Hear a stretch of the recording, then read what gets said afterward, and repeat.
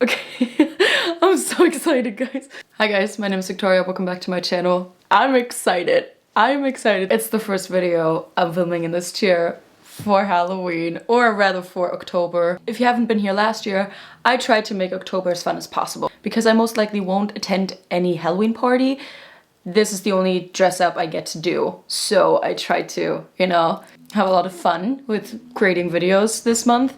Not all of them will be Halloween themed, like this video for example. This is my September wrap up. I'm going to show you all the books that I read in the past month. Some will be Halloween themed. I'm planning something for Halloween. If you have any ideas, please let me know. I also plan on uploading maybe more poems. I don't know, tell me if you want to see that. Probably gonna lose the hat because I think it's already a bit annoying.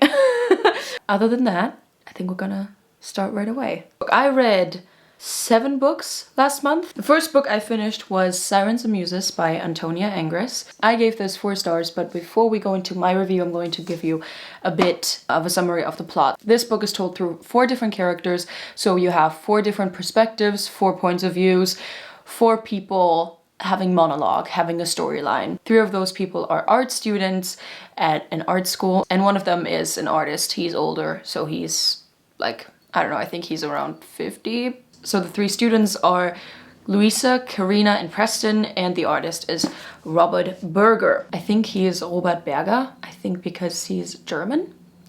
Not sure. So all of their perspectives come together, so they intertwine and then they diverge again. So it's a nice kind of puzzle, I guess, you get to experience when you read this book. And it's all about art. You have settings at an art school, the students actually having assignments, trying to find themselves in this art school. But other than art, there are also other things discussed in this book, of course. Complicated relationships with parents, love relationships, sex, and making mistakes, but also making choices.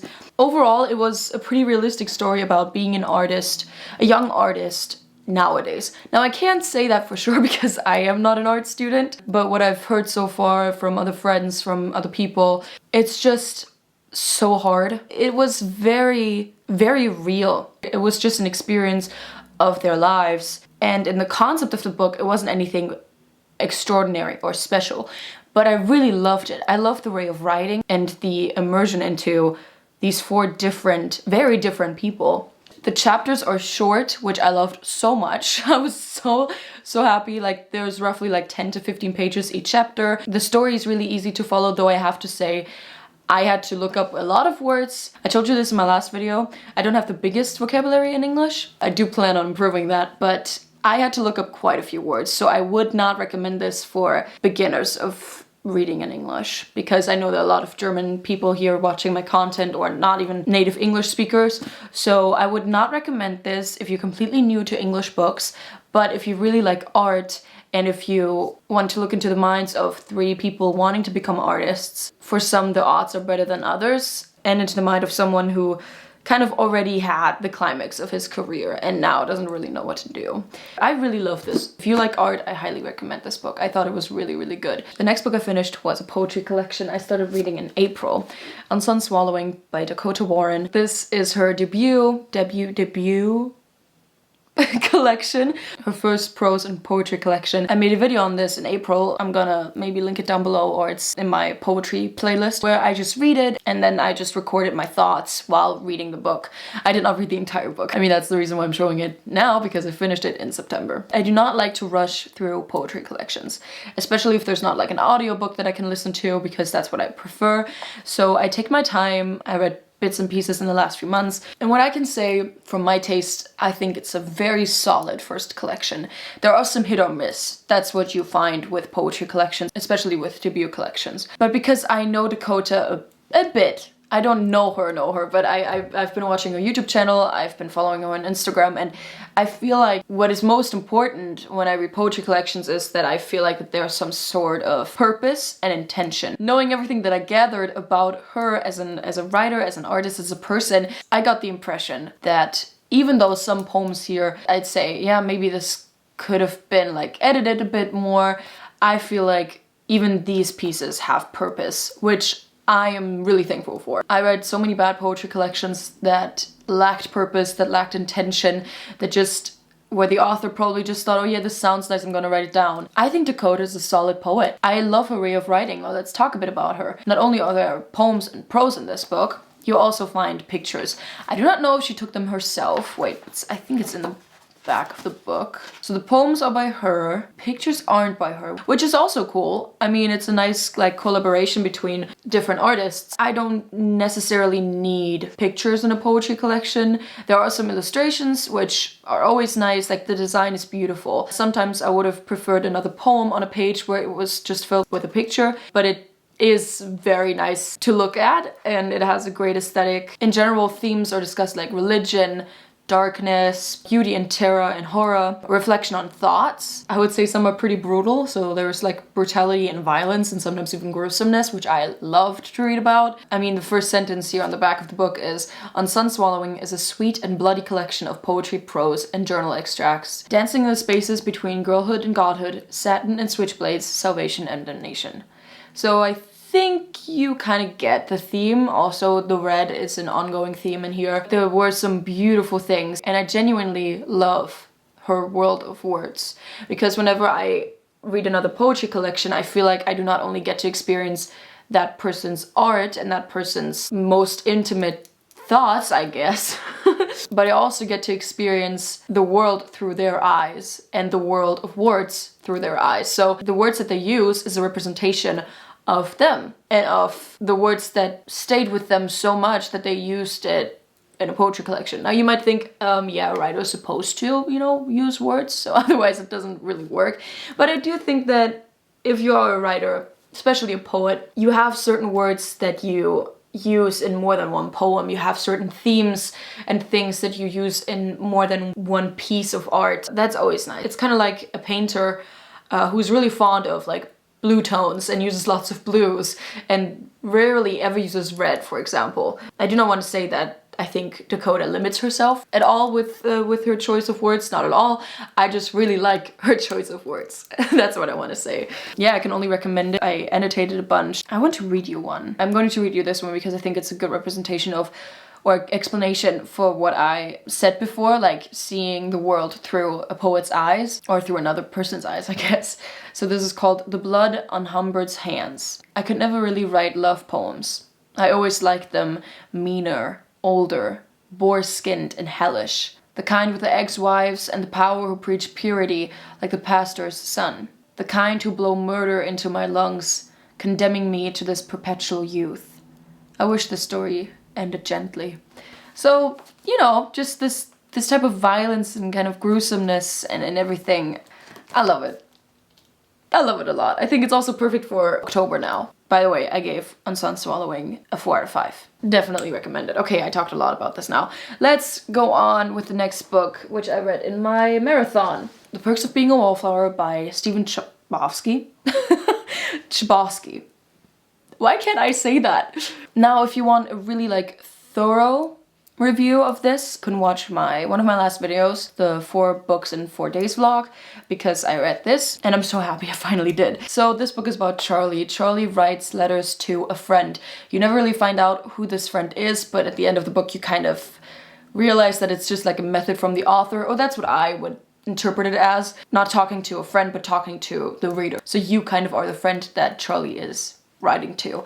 This whole book is told in these letters and you only get Charlie's point of view and you only see things through his eyes, which I loved. Charlie is a freshman in high school. He's very much alone. He doesn't have friends. He's kind of like a misfit and he has been through hard times in his life.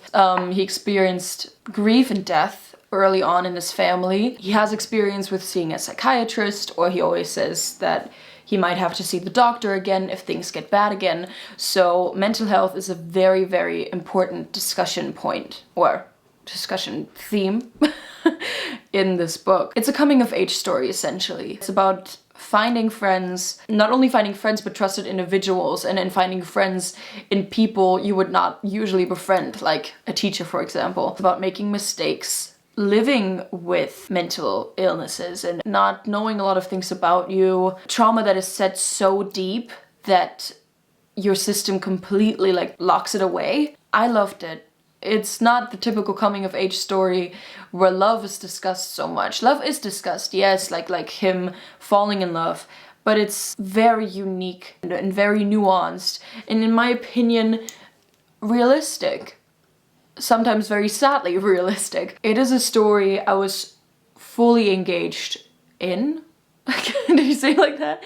A story that I really loved reading, and I just loved spending time with Charlie. I was able to relate to a lot of things that Charlie told his friend about, and yeah, I loved being Charlie's friend for the day that we spent together, I guess. I thought it was great, and then the last letter made me cry.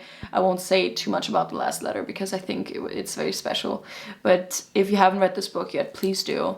I loved it very, very much. The next book I read was, I think, the first memoir that I actually ever read. I Want to Die But I Want to Eat Tteokbokki. If I say this wrong, please correct me in the comments. I'm trying, okay? This is by Baeksihi. I do not know how to say her name correctly. I should. This is translated from Korean by Antonia.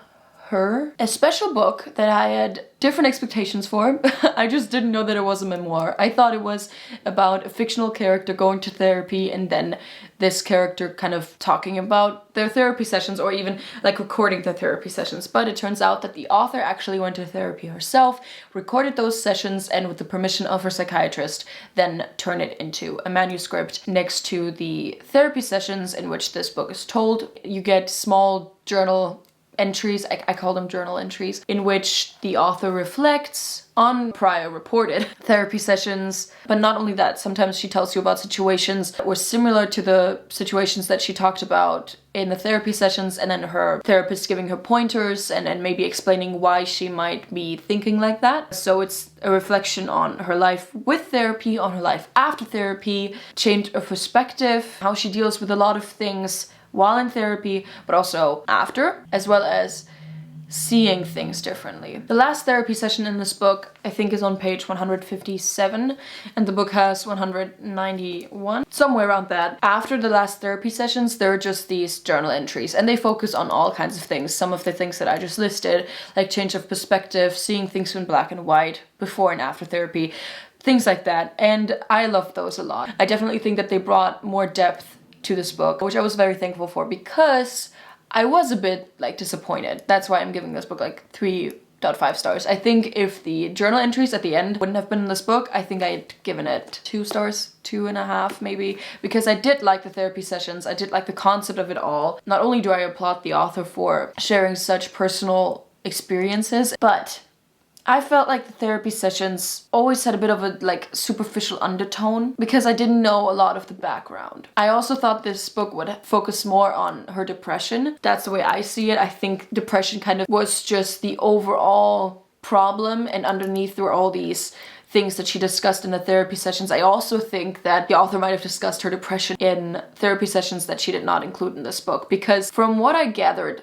from the therapy sessions is that she's a person who thinks very much in black and white, overthinks of herself a lot of the time as the villain and as a very bad person, when in reality she is not. You know, these things are discussed in therapy. You can discuss anything that you want in therapy, but I still felt like they were a bit superficial, even though they were talking about such profound topics. Whenever she like described a situation or stated a certain thing that she does, the therapist had an immediate, not solution, not, oh, okay, you need to do this, but like, this is why you do it.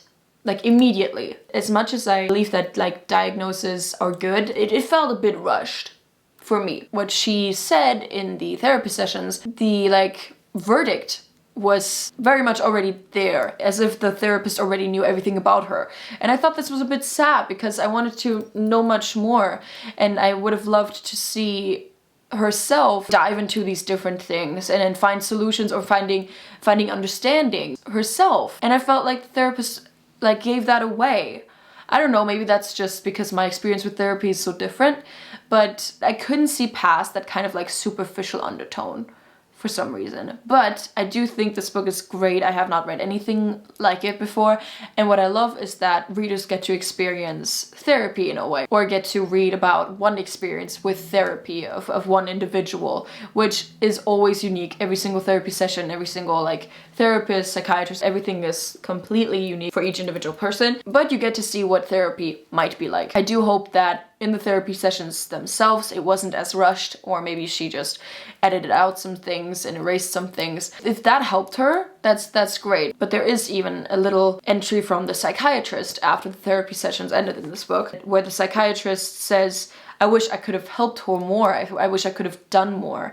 And that's what I always felt like when I read the therapy sessions. I'm like, instead of just offering a verdict immediately and saying, this is why you do this, this and this and that, maybe make it a bit more unique, make it a bit more fitting for the actual person that's sitting right in front of you, because having a diagnosis is great, but it generalizes so much about that person. This person might be diagnosed with depression, anxiety, or whatever. Those are just words. Even though there is a definition to what depression, anxiety is, everyone experiences it differently. My depression and my anxiety is different to the depression and anxiety of another person. They might have the same diagnosis, but we might have completely and totally different methods of how to deal with it. I felt like that was a bit missing. This aspect of, okay, this might be your diagnosis, but listen, you are still you, and you are still your own person, and you can find your own ways on how to deal with it or how to understand it. So I think that was a bit disappointing for me. Other than that, I think it was a really good experience, although I expected a bit more. Okay, the next book I read, I was so happy to read. Red at the Bone by Jacqueline Woodson. I give this book 5 stars, and I think it's gonna be one of my favorites of this year. Oh, I'm so excited, but before we go into my review, let's talk a bit about what it is about. This is a story about a family, how it came together, and how this family overcame struggles. But next to how everyone and everything came together, it also is how kind of it all fell apart. The ending made me cry, and overall it was so moving. I love this book to pieces. The story starts with Melody, and she has her coming of age ceremony. She just turned 16, and she has a rather distant relationship with her mom. Her mother Iris got pregnant with her when she was 15, so it was a teen pregnancy, and she and her boyfriend then, or let's say the father of Melody, Aubrey, then had to deal with all of these things like, oh yeah, we're actually having a baby together and this is real, and how we're going to cope. Now next to these 3 characters, next to this family, we also have the grandparents of Melody, her maternal grandparents, but also her paternal grandma. So you get many different perspectives. I think everyone has a say. Everyone like gets to talk to you in a way, or gets to tell you a bit about their life. So it's short glimpses into those people's lives, which I absolutely loved. I devoured this so fast. I couldn't stop reading it. Of course, next to family, it's also about being a person of color, being a family that has to endure all these things, has to endure racism, oppression, blinding, unnecessary hate from other people, but it focused much more on themselves. Like, these people felt so real and so human. I don't know, sometimes I read books and I feel like these characters, I can't connect with them, or there's some things like, oh yeah, I get that these are characters in a book, but this could have been like a memoir. This could have been like just a realistic story of a family, and I loved it so much. The book is very easy to read. I thought the writing was beautiful. I marked something on like every page, the first like 20 pages. There are perspectives that I like more than others, but overall I liked all of them. I think Aubrey was my favorite character. There were moments where I really did not like a certain character, but even those, I don't want to say that you can find excuses for, definitely not, but you understand why they are the way that they are, even though it's such a short book and you only get such a brief time with these people. So I'm saying people, not characters, because they really felt like real people. I don't know, it's just, maybe that's weird because you're like, that should be the case for every single book, but it's not for me. It's just not.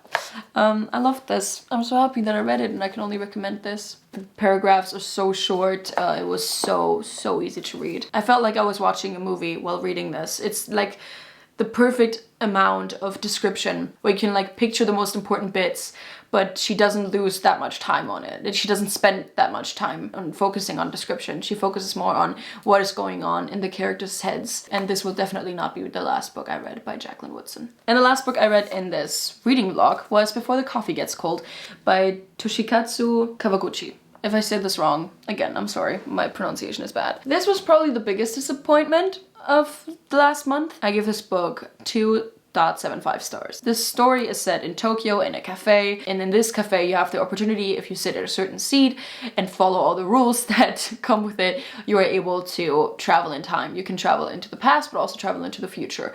And there are 4 different stories in this. So you have the lovers, husband and wife. Well, let me see. Right, you have the lovers, husband and wife, the sisters, and mother and child. So titles are very easy. In general, the whole story was very easy to understand. The writing was easy to understand as well. But here's the thing. I was disappointed by it because I couldn't really connect to these stories. There was this certain amount of distance, and I said this in my vlog.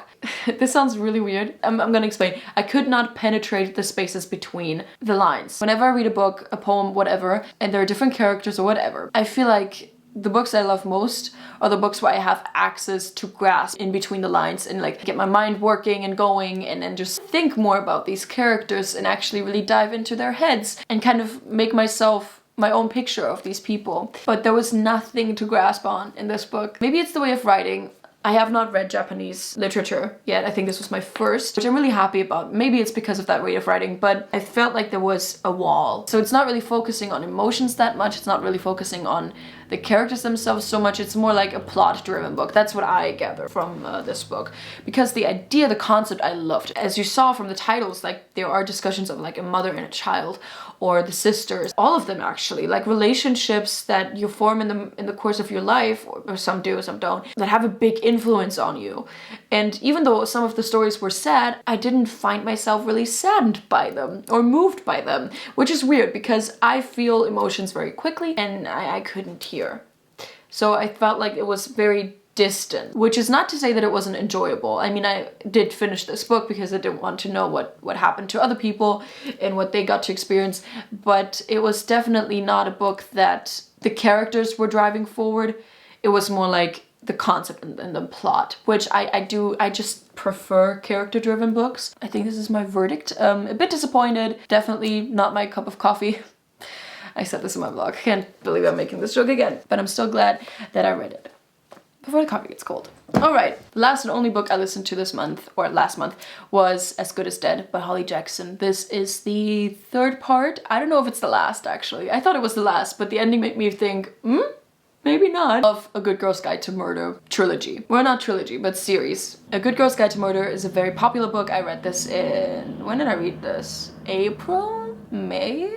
What I can say is that I enjoyed this much more than the last part, or the 2nd part. I thought that was not as good as the first, but it definitely had a good plot. I thought about maybe listening to it, maybe not, because after the 2nd book I was a bit, this didn't grip me as much, so maybe not. But in the end, I'm actually pretty glad that I listened to it. It's a long book. The audiobook is 16 hours long, so it's a big bitch. The first bit, like the first 3 hours, I thought were pretty, I don't want to say boring, but I wasn't really that engaged into the plot, to be honest. There were some weird things happening. If you didn't know, let's talk about the plot. My structure and I, not good. This is the 3rd part. This is again Pip Fitz-Amobi being a detective and trying to find a murderer, and she succeeded in like the first part and makes a whole podcast around it. This book is very different to the other two because this time she's not actually actively investigating. The first bit is that sort of like coming to terms with what happened in the first 2 books, but also a new danger appearing and she doesn't really know how to deal with that. And then there's a huge like a huge moment of shock and I was like, oh shit. Oh damn, that's when it picked up pace. That's when I was really invested. I was like, oh my god, this is actually really cool. The plot point of this book, which I'm not going to talk about, I think you should go into this book pretty blind if you read the other 2 or listen to them, whatever, because I didn't know that was gonna be a plot point and I couldn't say that I was disappointed. Like, I thought it was so good. I would definitely say it's worth the read if you read the others. If you liked A Good Girl's Guide to Murder, just listen to or finish the series. I think it's really good, and the last book definitely kept me on the edge of my seat. Yeah, I was feeling with the characters. I was definitely like nervous with them and I didn't know what was going to happen. It was thrilling, it was exciting, sometimes like really nerve-wracking. I did not give it 4 stars because of the first like 3-4 hours being a bit boring, but like the last bit just flew by. I really liked it. Also maybe because overall, I liked the book. I think it was great. These were all the books that I read in September. Please let me know what you have been reading recently. I would love to just talk about books in the comments maybe. My highlight of this month was probably Red at the Bone, but I do love Dakota's poetry collection. I also love The Perks of Being a Wallflower. I think this was a difficult month to decide what book was my favorite because I read some really, really good ones. If you like this video, please give me a thumbs up and comment down below what you would like to see next. Subscribe to my channel if you haven't yet, and click the little bell next to the subscription button to never miss an upload. I update you guys on everything on my Instagram. Everything is linked down below, including links to educate yourself on the war or even donate to people who really need it right now. I would love for you to experience October with me. If you have any ideas, as I said, please leave your recommendations down in the comments, like Halloween spooky or just autumnal themed videos, anything that you would like to see. Thank you so much for watching, guys. I hope you have a wonderful day, and I hopefully see you in my next video. Bye! Because I most likely, even though, and without really, alright, and the almost last book, the last book before last, what? Oops. Well, there goes my ring. I definitely think that they brought more depth to this book. Man. And you don't,